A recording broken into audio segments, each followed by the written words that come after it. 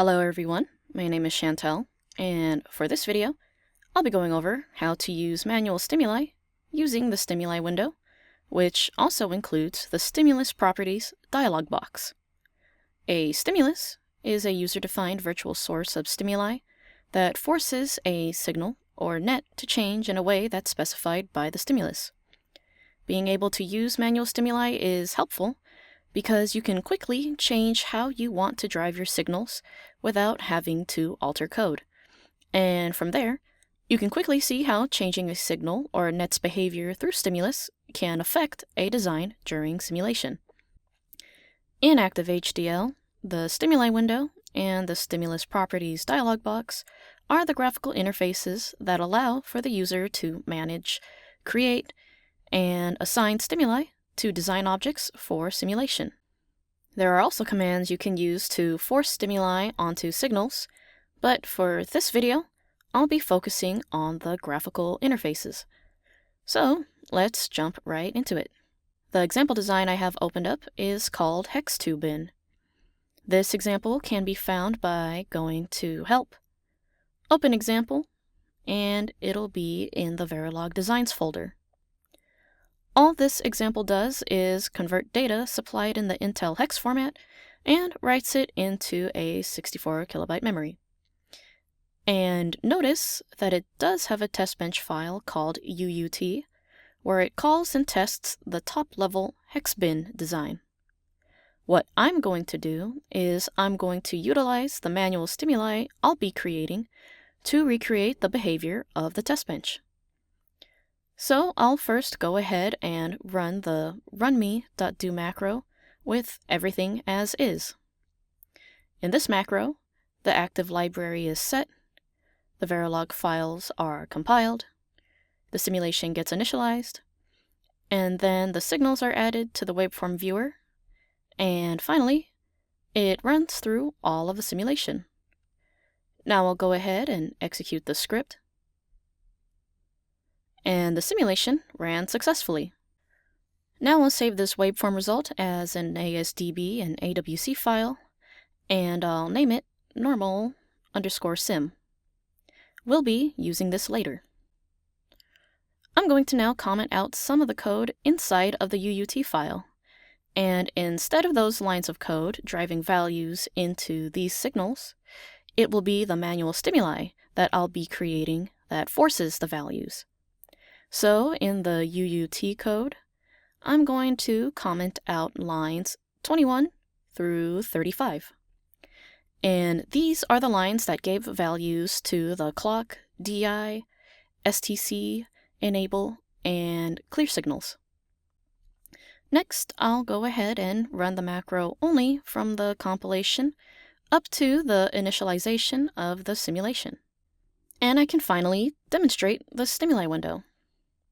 This is the graphical interface that allows you to manage and create stimuli sets and stimuli. To go to this window, go to View, and then click on Stimuli, and there's the stimuli window. All the stimuli sets and stimuli will be listed here. Right-clicking inside of this window will open up the context menu, and it's here that you can create stimulus or a stimuli set, as well as renaming these and toggling the stimuli or stimuli sets on or off. So now I'll go ahead and begin creating stimuli by clicking on this Create Stimulus option in the context menu, which opens up the next important window, the Stimulus Properties dialog box. This is where you will set up the stimulus. In this dialog box, there are 9 different types of stimulus. All of these have 2 universal properties. The first one is the stimulus name, and that's pretty straightforward. The second one is the stimulus strength. This determines how a stimulus contributes to the value of the driven object. There are 4 options. Default uses the freeze strength, or drive strength if the object is that of a resolved type. When deposit is selected, the stimulus overrides any of the values fed by the signal source in the model until the next driver transaction.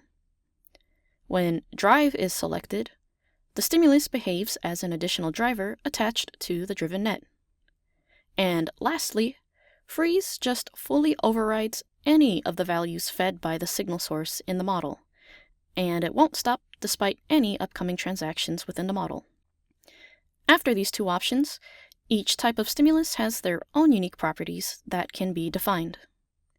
The first type is clock. This stimulus produces a rectangular wave and is typically used for driving clock signals. Here you could change the clock period, the low and high values, which of the two values you want to start with, the duty cycle, how much to offset the clock, when to stop driving the signal, and the frequency and phase of the jitters if you want them. The second type is counter. These can be applied to VHDL signals of one-dimensional array types and integer types, as well as Verilog integer registers and vectors. It produces a sequence of values that represent consecutive states of a counter. Here, you can specify what type of counter you want, the counting direction, the period, what value to start with, how much to modify the counter value by, the radix, and whether or not you want the counter bit order to be reversed. The third type is formula. This produces a wave that is defined by a sequence of time value pairs that can be repeated periodically. Here, you specify the time pairs in the table, with the value to the left and the time offset to the right. You can then choose to repeat the sequence as well as choose when to stop the stimulus from driving a signal. The fourth type is value. This one just drives an object with a constant value. Here you could specify the constant value, its radix, and when it stops driving a signal. The fifth type is random. This is based on the random number generator and returns integer values distributed according to the type of standard probabilistic function. You can specify which function to use, the seed of the function, and the period. For uniform distribution functions, you could specify the start and end parameter. For normal, exponential, Poisson, and Erlang distributions, you can define the mean. For Erlang specifically, you can define the k-stage integer. For normal distributions specifically, you can specify the degree of freedom. And lastly, you can specify when the stimulus stops driving a signal. The sixth is database. This allows you to force objects using test vectors that are read from a simulation database file, like a .asdb or a VCD file. Here you could specify the path to the file, the name of the signal from the file to be used as stimulus, when the reading of the stimulus value should start and end, when to repeat the sequence of the value, and when to stop the stimulus from driving a signal. The seventh is editable signal. This allows you to use the editable copies of signals that are present in the simulation session. Here you specify the name of the accelerated waveform editable file, otherwise known as a .asdbe file, and the name of that editable signal will be used. The eighth is text. This type lets you read properties of test vectors from a text file and applies that to the assigned signal.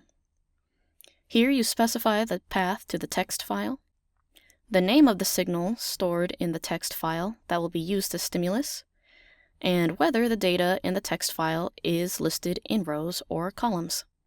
If the text file has a dedicated row or column that defines the time of events for the values, then these options are for specifying the name or the row of the column, the format of the values, what position to start and end at when reading the stimulus data, and the multiplier for data represented by the time row or column specified in the name field. If constant is selected, the values of a pattern stored in the text file are applied to the simulated model with a constant time step where you can then specify the interval. And the last one is MATLAB. You can use a mat file to apply a value to an object. This is similar to the text type, with the same file, signal, and data value specifications, but also has its own option called point, where you can specify the position of the binary point in the test vectors listed in the mat file. The following options after this are similar to the text stimulus options. Now that I've gone through all the types of stimuli, I'm going to start creating my first one. I'll first start with a stimulus for the clock signal.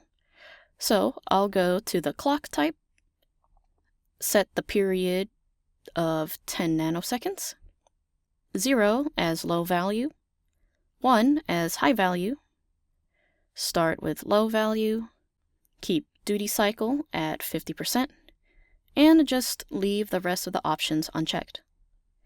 I'll leave the strength at default, and I'll name this clock. Then I'll click OK to finish creating. And from here, I'm going to go to the waveform view, right-click my clock signal, and click on Set Stimulus to add it to the clock stimuli I just made. Then click OK, and my clock is good to go. The next stimulus I'm creating is for the clear signal.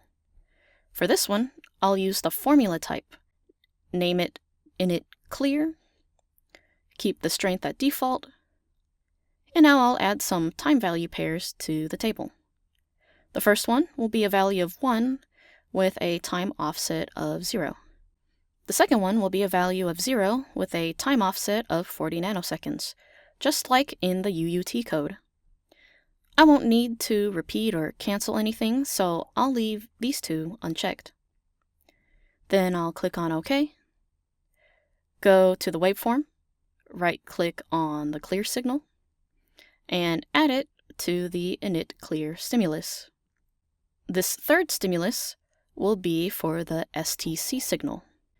This one will use the database type. I'll name this stimulus database, leave strength at default, and I'll be using the normal_sim.asdb file I saved from the first simulation run I did. And for the signal being used, I'm using STC. So I'll type / all caps UUT /STC. I'll click OK, then right-click on STC in the waveform, set stimulus, and add it to the database stimulus. Now I'll create a value type stimulus for the DI signal. I'll click on value, name it hex 25, set the strength at deposit with a value of hex 25. I'll click OK, and I'll create one more value type stimulus as my last stimulus of this stimuli set. This one will be named 0 with a deposit strength, and I'll set it to a value of 0 with the default radix. In the waveform, I'm going to select DI to be set to the hex 25 stimulus. And then I'm going to select enable to be added to the 0 stimulus. And that is all the stimuli we'll need for this simulation. But before I run the simulation again, I want to quickly talk about these two icons up here in the stimuli window. The one on the right allows you to show all your stimuli or hide all your stimuli except for the ones that are active. The one on the left changes the viewing mode of this window to either hierarchical view or flat view. By default, the hierarchical view is shown. This displays the stimuli in hierarchical format, with the signals falling under the stimulus and the stimulus falling under the stimuli set. This view shows the information for the hierarchy, type, strength, and the equivalent command line argument used to generate the stimulus. Flat view just displays them without hierarchical association, and that also means two new columns of information appear, which are the set and stimulus columns. Now I can run my simulation, but I'm going to first disable my stimulus set by right-clicking the set and disabling all my stimuli. Now I'll click on Run, and you can see how a lot of signals are not getting any values since there's nothing driving them from either the UUT or the stimuli set. I'll go ahead and restart the simulation, and I'll right-click on Stimuli Set 1 to set as active and make sure all my signals are enabled. And I'll run the simulation one more time. Now I'm getting values for my signals.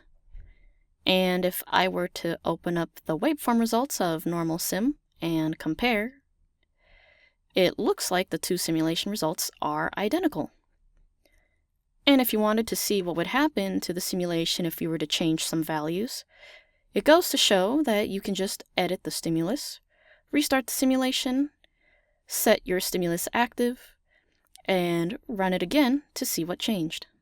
And if you want to save the stimuli set for future use, or you want to use it on another project, Active-HDL has the ability to import and export stimuli. To export, just go to File, Export, Stimuli and Sequences, and save your stimuli set as an XML file. I'll go ahead and delete my stimuli set in the Stimuli window. And now I'll import a stimuli file. Again, go to File, now Import, then Stimuli and Sequences, and I'll open the XML file I just saved. And there it is. My stimuli set is back with everything intact. So that concludes this video on how to use manual stimuli using the Stimuli window and the Stimulus Properties dialog box. As you saw earlier, manual stimuli can be a useful and quick way to change up how the signals in the design are driven, allowing for a plethora of ways to see how the design's outputs change in simulation without having to go through the process of editing and compiling code. If you need reference on using these tools, head over to Help, HTML Documentation, Product Help, and type in Stimulus in the search box to get results for sections on stimulus, stimuli window, and stimulus properties. Thank you for watching.